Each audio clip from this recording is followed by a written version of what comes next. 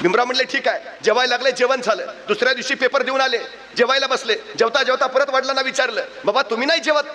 भीमराव तुमचं होऊ द्या, तुमचं झालं की मी जेवतो. तिसऱ्या दिवशी चौथ्या दिवशी जेवता जेवता बाबासाहेब आंबेडकर आपल्या वडिलांना विचारायचे, बाबा तुम्ही नाही जेवत? आणि रोज वडिलांचं उत्तर ठरलेलं, तुमचं होऊ द्या, तुमचं झाल्यावर मी जेवतो.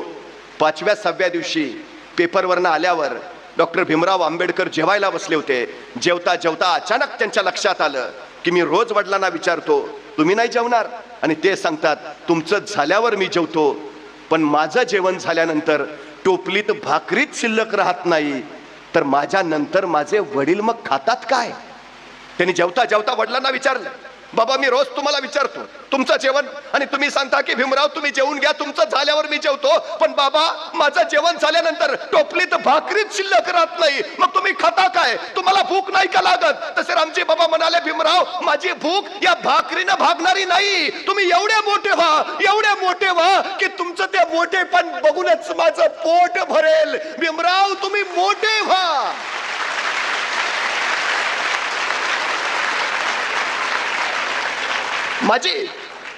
माझी भूक अन्नानं नाही, तुम्ही मिळवलेल्या ज्ञानानं भागेल. भीमराव परिस्थिती नाही, घरात नीट उजेड नाही म्हणून आम्ही अभ्यासाला बसत नाही. ज्यांच्या घरात वीजच नव्हती आणि रस्त्यावरच्या विजेच्या खांबाच्या दिव्याखाली ज्यांनी शिक्षण घेतलं ते डॉक्टर बाबासाहेब आंबेडकर कोलंबिया विद्यापीठात गेले. आजही तिथं गेला तर त्या प्रवेशद्वारावर लिहिलंय अमेरिकेच्या कोलंबिया विद्यापीठात शतकातील सर्वोत्तम विद्यार्थी डॉक्टर बाबासाहेब आंबेडकर. काय परिस्थिती होती तिथंच. कुणीतरी एक धनिक पुत्र त्यांच्या बरोबर शिकायला होता. 18 तास बाबासाहेब आंबेडकर अभ्यास करायचे, रात्रभर टिपणं काढत वाचत बसायचे. तो धनिक पुत्र एकदा बाबासाहेबांना म्हणाला, बाबासाहेब अहो शरीराला थोडी झोप घेत जा, दुपारचं पोटभर जेवत जा. तसे बाबासाहेब आंबेडकर त्या धनिक पुत्राला म्हणाले, झोपायला मला वेळ नाही आणि दुपारचं जेवायला माझ्याकडं पैसे नाहीत. तो धनिक पुत्र काळजीनं म्हणाला, मग बाबासाहेब अहो तुम्ही जगणार कसे? तुमच्या शरीरात बळ कसं येणार? तुम्ही जर जेवलाच नाहीत, तुम्ही जर झोप घेतली नाहीत तर तुमच्या शरीरात ताकद सामर्थ्य बळ कसं येणार? तर डॉक्टर बाबासाहेब आंबेडकर म्हणाले, ज्यावेळी मला असं वाटतं खचल्यासारखं त्यावेळी माझ्या डोळ्यापुढं राजर्षी शाहू महाराज उभा राहतात. माझे हजारो दलित बांधव माझ्या नजरेसमोर येतात आणि माझ्या अंगात मग बळ येतं. या लोकांसाठी मला शिकलं पाहिजे, या लोकांसाठी मला घडलं पाहिजे. ही तीव्रता ज्यावेळी असते ना पाठीशी, त्यावेळी हातातनं कर्तृत्व घडतं, कृती घडते. तुमची पिढी सुरक्षा कवचात आहे. तुमच्या वडिलांनी जेवढे कष्ट सहन केले ते तुमच्या वाट्याला नाही आले. तुमची आई जेवढी राबते तुम्हाला ती गरज नाही, कारण त्यांनी सावली तुमच्यावर इतकी प्रेमाची धरली आहे, कारण त्यांच्या आयुष्याचं अर्थ जगण्याचं सार्थकच ती आहे. वडील सांगतात, माझी खूप इच्छा होती सायकलवरनं शाळेत जावं, पण मला कधी सायकल मिळू शकली नाही, पण माझ्या मुलाला मात्र मी शाळेत जायला पहिली सायकल घेऊन देणार. जे मला मिळालं नाही ते माझ्या मुलाला मिळालं पाहिजे, जे आम्हाला बनता आलं नाही ते आमच्या मुलांनी बनलं पाहिजे. सगळं आयुष्य तुमच्यासाठी समर्पित करून टाकतात. इच्छा काय आहे? तुम्ही घडावं, तुम्ही बनावं. काय काय करायचंय आम्हाला? तेच तर बनायचं आहे. पण काय झालंय, जहाज किनाऱ्यावर सुरक्षित असतात, पण जहाजांचा जन्म किनाऱ्यावर राहण्यासाठी झालेला नसतो. विमानं विमानतळावरच सुरक्षित असतात, पण विमानं विमानतळावर उभा करण्यासाठी बनवलेली नसतात. विमानाने आभाळातच भरारलं पाहिजे आणि जहाजाने दर्यातच वादळाशी झुंजलं पाहिजे, तर ते उपयोगाचे. माणसांचंही तसंच आहे. निवांत बसायला माणसाचा जन्म झालेला नाही. त्यांनी संघर्षच केला पाहिजे, लढलंच पाहिजे, झुंजलंच पाहिजे, तर त्याचा कस लागेल आणि त्यातूनच तो नवं विश्व घडवेल. हे महत्वाचं आहे. आमच्या पोरांना जरा ते सांगायला हवं. कधी यश मिळतं? आज विराट कोहली म्हटल्यावर आम्हाला कोण आनंद होतो? Champions of champion. आम्हाला त्याचं यश दिसतं, त्याचा पैसा दिसतो, त्याची प्रसिद्धी दिसते, पण त्याचे कष्ट माहिती आहेत. 18 तास स्वतःला कोंडून घेऊन फलंदाजी करत राहिलाय तो. दिल्लीच्या फिरोजशाह कोटला मैदानावर दिल्ली विरुद्ध कर्नाटकची क्रिकेट मॅच चालली आहे आणि अचानक खेळता खेळता निरोप आलाय, तुझे वडील मरण पावलेत. तो विराट कोहली तसा घरी आलाय. आईला विचारला, आई काय करू? आई म्हटली, या क्षणी तुझे वडील असते तर त्यांनी तुला काय सांगितलं असतं? विराट म्हणाला, माझे वडील मला हेच म्हटले असते, खेळायला जा, तुझं ध्येय पूर्ण कर, बाकी गोष्टीकडे लक्ष देऊ नकोस. आणि वडिलांचं प्रेत घरात ठेवून तो विराट कोहली फिरोजशाह कोटला मैदानावर खेळत राहिला. हे दिलाय त्यानं, किंमत वजा केली आहे, दिली आहे किंमत. मोठं कधी होतं? हा त्याग करावा लागतो, सोसावं लागतं, सहन करावं लागतं, स्वतःला जाळून घ्यावं लागतं, तेवढी यशाचा उजळपण आमच्या वाट्याला येतो. ही तयारी हवी आमची, उगाच नाही होत. सगळं आहे तुमच्यात, वापर करायला हवा, क्षमता बाहेर काढायला हव्यात. कारण देणं, याव करणं, त्याव काही नाही हो, काही नाही. असंख्य माणसं आम्ही अशी परिस्थितीशी झगडत आणि झुंजत. आणि एक लक्षात घ्या, ज्यांची परिस्थिती उत्तम असते त्यांच्यातल्या क्षमतांना बाहेर यायला वावच मिळत नाही, आणि ज्यांची परिस्थिती खडतर असते त्यांच्या क्षमतांना वावच वाव असतो. हे सगळ्यात महत्वाचं. अशी असंख्य माणसं तुम्ही बघितल्याची आजूबाजूला. मेहनत करावीच लागते, कष्ट करावेच लागतात. सगळ्यात महत्वाचा, एका राजानं 2 गरुडाची पिलं आणली. एक आकाशात भराऱ्या मारायला लागला, दुसरा मात्र जागाच सोडेना. राजानं दंडी दिली, जो कुणी या गरुडाच्या पिलाला उडायला शिकवेल त्याला अर्ध राज्य बक्षीस दिलं जाईल. असंख्याने प्रयत्न केले, असंख्य धडपडले, पण ते गरुड जागेवरच झाले नाही. अहो, ते गरुड आहे, त्याचा जन्मजात नैसर्गिक गुण आहे भराऱ्या घ्यायचा, त्यानं भरारी घेतली पाहिजे. गरुड असून जागा सोडत नाही. एका शेतकऱ्याने ही दंडी ऐकली आणि शेतकरी राजांकडे आला, मी करू का प्रयत्न महाराज? महाराज म्हणले, कर. आणि दुसऱ्या क्षणाला त्या शेतकऱ्यानं, तो गरुड बसला होता, ती फांदी मोडून टाकली. फांदी मोडली तसा गरुड झेपावला आणि सरळ आसमानात भराऱ्या म्हणायला लागला. त्या राजाला काय कळेना, अरे असं काय केलंस? असंख्य लोक आले आले आले पण काही जमलं नाही, तुला कसं साधलं? शेतकरी म्हणला, काही नाही, तो जिथं बसला होता ती जागा पहिली मी मोडून टाकली, फांदी तोडून टाकली. आम्ही सुरक्षित राहायची सवय आम्हाला लागलेली असते. सुरक्षित चाललंय ना चांगलं, मग उगाच कशाला काय? धाडस विषयच नाहीयेत. आहे तिथंच सुरक्षित कसं राहता येईल याचा सतत आणि सतत विचार करतो. आणि आमच्यासाठी सुरक्षित कोश तयार करत असतो.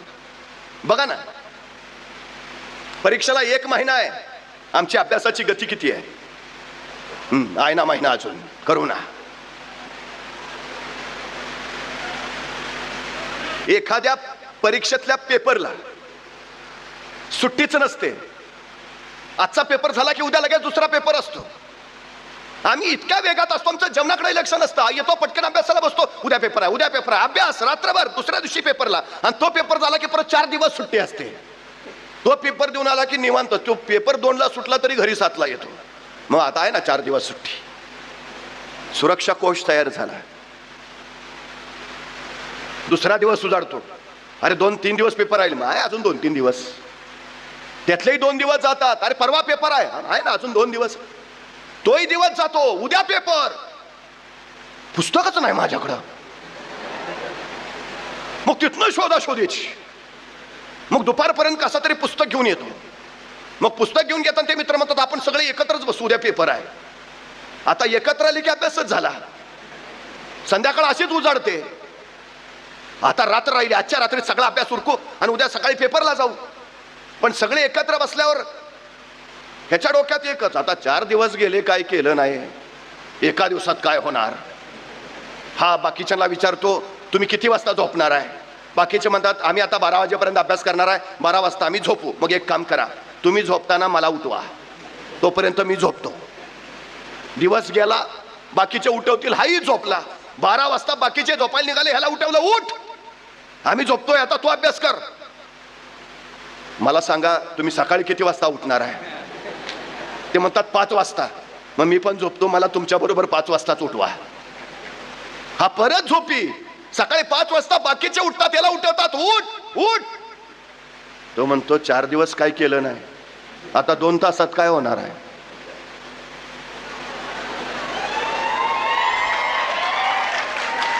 काय उपयोग आहे? काय तुम्हाला जितकं जास्त मिळेल ना, वेळ काळ सगळं, सोयी सवलती सुविधा, तुम्ही सुरक्षित सुरक्षित सुरक्षित. कष्ट संघर्षाची तयारी संपून जाते. कंपर जोड सोडून टाका, फंदी मोडून टाका स्वतःची, त्याशिवाय आसमानात भरारच घेता येत नाहीत. हे पहिलं लक्षात घ्या. गरुडाला गरुड का म्हणतात? त्याची झेप गरुड झेप का होते? पोपट कावळा चिमणी यांच्या झेपा गरुड झेपा का नाहीत? काय फरक आहे त्यांच्यात? तुम्हाला माहिती आहे, गरुडाचं पिलू ज्यावेळी जन्म घेतं त्यावेळीच त्याची आई सरळ त्याला आपल्या पंजात पकडते आणि सरळ आसमानात भरारी घेते. नुकताच जन्माला आलेलं पिलू, नुकताच जन्माला आलेलं पिलू, त्याला श्वास कसा घ्यायचा माहित नाही, वारा म्हणजे काय माहित नाही, आभाळ कसं असतं कळत नाही, जगणं मरणं काय काय माहित नाही. नुकताच आयुष्यात आलंय, आईनं कुशीत घ्यावं, सावरावं, भरवावं, आवरावं, पण तीच आई जन्मताच त्या पिलाला आपल्या पंजात पकडते आणि उंच आभाळात अधिक अधिक अधिक उंच जाते. त्या पिलाला काही समजेना उमजेना आणि अपाट उंचीवर गेल्यावर त्या गरुडाच्या आईनं आपल्या पंजातल्या आपल्याच पिलाला सरळ खाली सोडून दिलं. वाऱ्याच्या वेगाने ते पिलू सर सर सर सर खाली यायला लागलं. आता खाली आपटणार, कपाळ मोक्ष होणार, संपलं. त्या अर्थ साथ घालतं, याई याई याई पकडणं, याई धरणं, याई घेणं कुशीत, याई. ते वेगात खाली खाली येत आहे आणि ती आई मात्र वरच्यावर फक्त गिरट्या घालत राहते. पिलू खाली खाली खाली अर्थ हाक मारत साथ घालतं, याई ये ना ग, याई घेणं जवळ, याई. पण ती आई येत नाही. पिलू आता काही अवकाश राहिलेला आहे, आता आपटणार मरणार. आणि ज्या क्षणी त्याला कळतं आई येत नाही, त्या क्षणी ते सगळी स्वतःची शक्ती एकवटत, स्वतःचे पंख बाहेर काढतं. त्या पंखात सामर्थ्य आणतं. बघता बघता वाऱ्यावर स्वार व्हायला लागतं आणि एक क्षण असा येतो ते वाऱ्यावर स्वार होतं आणि सगळी शक्ती एकवटून एक उंच गिरकी घेऊन भरारी घेतं आणि वर आईला सांगतं, आई जमलं ग.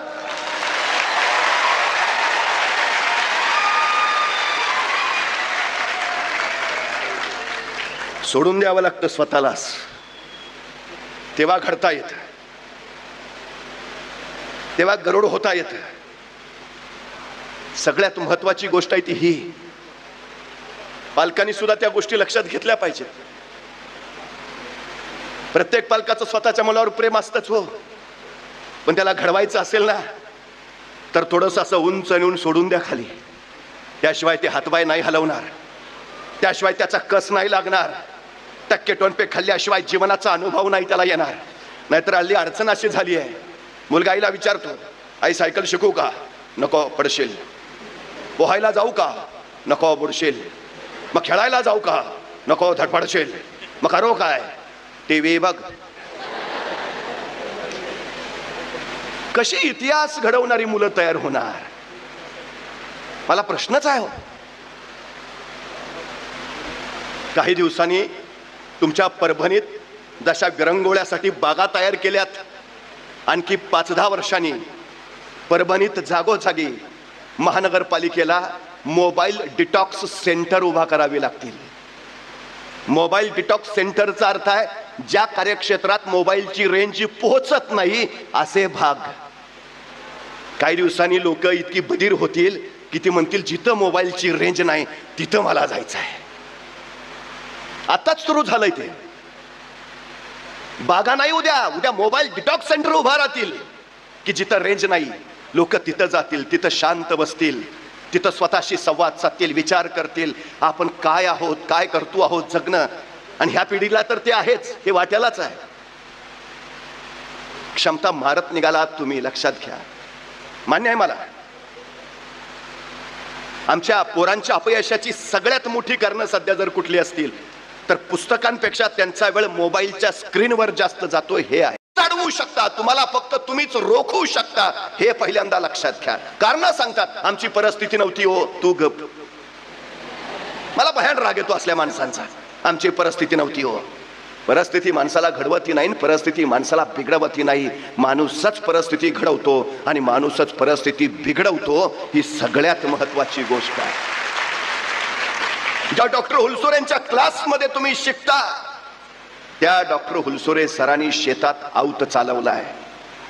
भाज्या घेऊन हे सर बाजारात विकायला बसलेत. ते रडत बसले नाहीत माझी परिस्थिती नाही.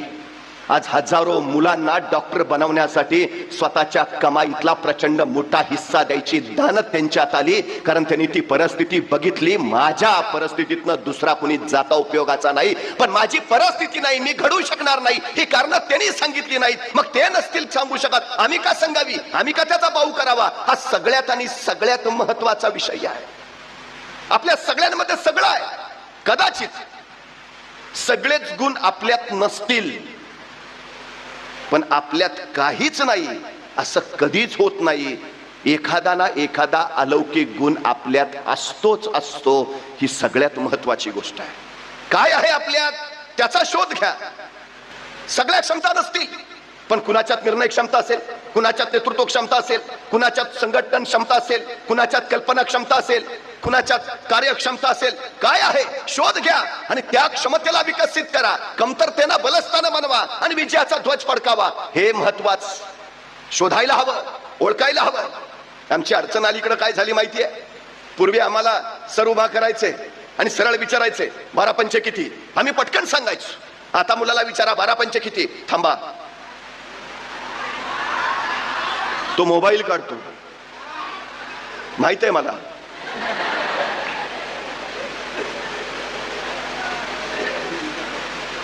आमची पिढी काय झाली आहे तुम्हाला माहिती आहे? मधल्या कोरोनाच्या 2-3 वर्षाच्या कालखंडामध्ये प्रत्यक्ष शिक्षण पद्धतीला थोडासा अटकाव झाला. ऑनलाईन शिक्षण पद्धती आम्ही स्वीकारली आणि आम्हीच आमच्या मुलांच्या हातात मोबाईल्स दिले. आता ती पिढी मोबाईलच्या इतकी आधीन झाली आहे की ती स्वतःची स्मरणशक्तीच वापरत नाही, स्वतःची कुशल क्षमता वापरत नाही, स्वतःच्या कौशल्यांना ती वापरत नाही. आता फक्त ती मोबाईलच वापरत असते आणि मोबाईल आपल्या मुलांना वापरत असतो. ही गोष्ट आपण लक्षात घेतली पाहिजे. 2080 साली जर एखादी बॉडी पोस्टमार्टम साठी आणली, पोस्टमार्टम करणारा डॉक्टर झटकन सांगेल ही बॉडी 2022 ची आहे. कुणीतरी विचारेल तुम्ही कसं काय ओळखलं? नाही म्हणे, त्याच्या शरीराच्या इतर अवयवांपेक्षा त्याच्या अंगठ्याचा आणि ह्या बोटाचा विकास जास्त झालाय. म्हणे का? नाही, या बोटानं तो कीपॅड दाबत होता आणि या बोटानं तो फक्त स्क्रीन फिरवत होता, बाकीच्या अवयवांचा तो वापरच करत नव्हता. ज्याच्या या 2 बोटाचा विकास झालाय ते 2022 आहे. आमची पिढी फक्त या 2 बोटांचा, तुम्हाला माहिती आहे आपल्यालाही शेफ्टी होती पण वापर केला नाही, निघून गेली. आम्ही याच 2 बोटांचा वापर करतोय. आम्ही आमच्या मेंदूचा वापर करत नाही, आम्ही आमच्या बुद्धीचा वापर करत नाही, आम्ही आमच्या कल्पना क्षमतेचा वापर करत नाही, आम्ही आमच्या स्मरणशक्तीचा वापर करत नाही. ज्या गोष्टीचा वापर होत नाही ती गोष्ट नंतर नंतर आपोआप गळून पडते. ही सगळ्यात महत्वाची गोष्ट. आता जर या सगळ्यांचा वापर केला नाही तर उद्या मोबाईल तुमच्यापेक्षा संवेदनशील आणि जिवंत असेल, पण तुम्ही मात्र फक्त प्रेतांसारखे फिरत दिसलेले दिसाल, बाकी तुमच्यात काही नसेल. त्यामुळे आता सजग व्हायला हवं, आता सावध व्हायला हवं. जे काही आहे ते वापरायला हवं. एका ठिकाणी एक प्रयोग केला. टोमॅटो सॉस बनवणारी कंपनी होती. 2 मशीन होत्या. त्यांनी एक मशीन अखंडपणे चालू ठेवली आणि दुसरी मशीन वर्षभर बंद ठेवली आणि नंतर निष्कर्ष असा काढला की जी मशीन वर्षभर चालू होती ती उलट अधिक क्रियाशील झाली होती, तिची पाती अधिक धारदार बनली होती, ती मशीन सतत कामात असल्यामुळं अधिक सक्षम झाली होती. आणि जी मशीन वर्षभर बंद होती ती गंजून चालली होती, ती आता चालूच होत नव्हती, ती वापरलीच जाणार नव्हती. एक गोष्ट लक्षात ठेवा, झिजून गेला तरी चालेल पण गंजून जाऊ नका.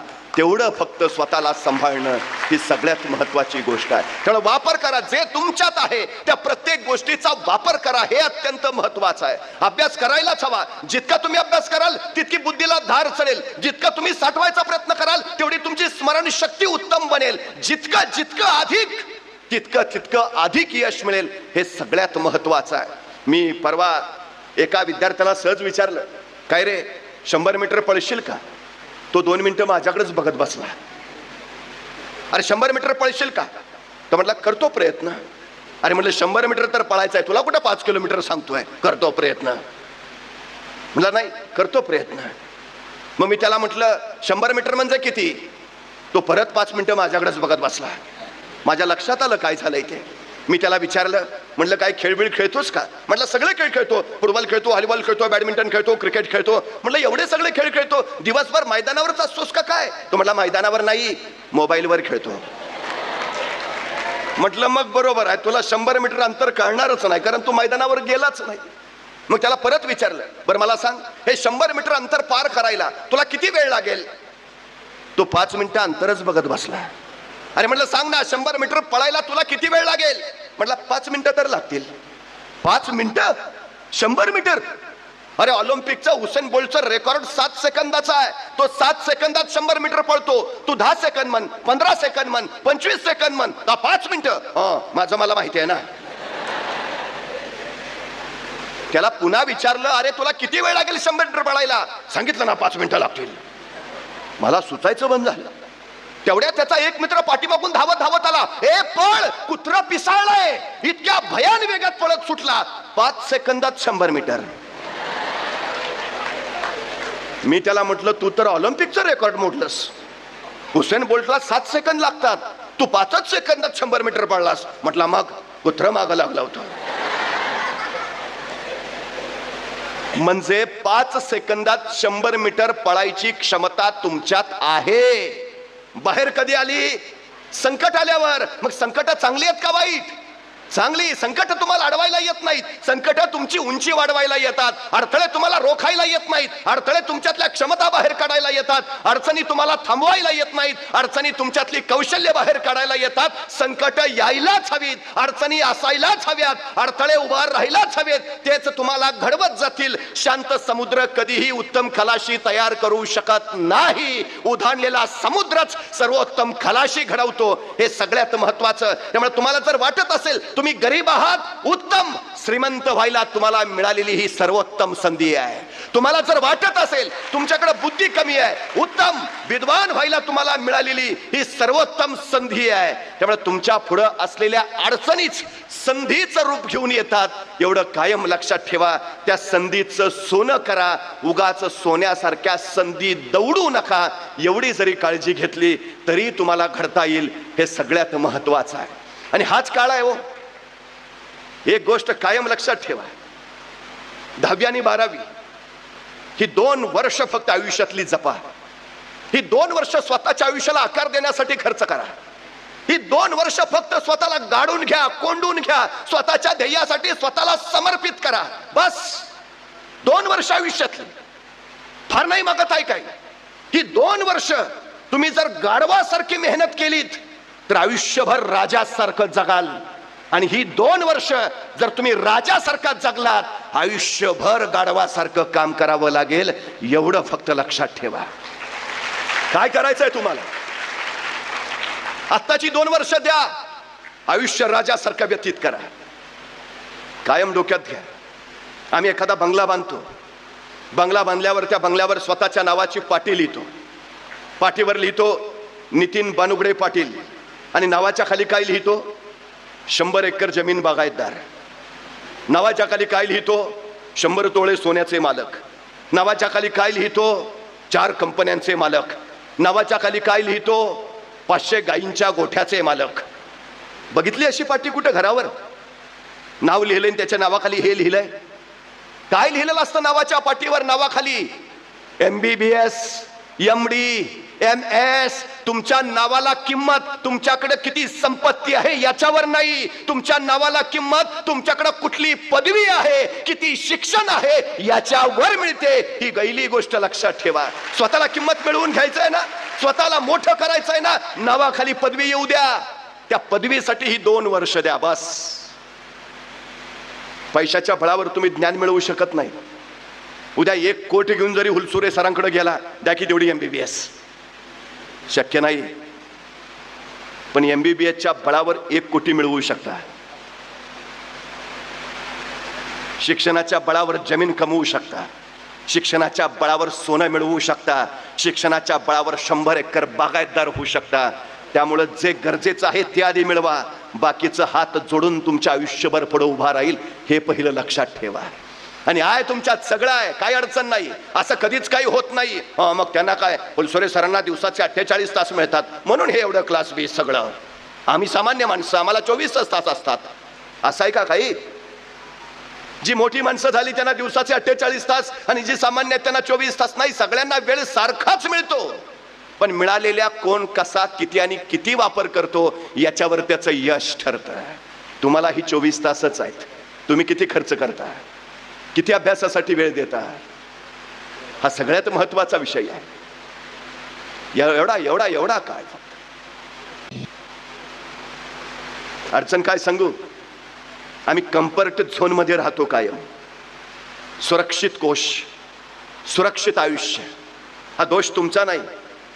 कारण तुम्ही अशा पिढीत जन्माला आला आहात की जिथं तुम्हाला आई वडिलांची नाही, आई वडिलांना तुमची सगळ्यात जास्त गरज आहे. सध्या वडील जर परमेश्वरानंतर दुसऱ्या कुणाला घाबरत असतील तर ते फक्त आपल्या पोराला, बस. बाकी या दुनियेत ते कुणाला घाबरत नाहीत. हे एवढं नीट होऊ द्या, बस. बाकी काही म्हणणं नाही आपलं. रात्रंदिवस काबाड कष्ट करतात ते फक्त तुमच्यासाठी. तुम्ही घडावं, तुम्ही शिकावं, तुमच्या नावानं त्यांना किंमत मिळावी यासाठी.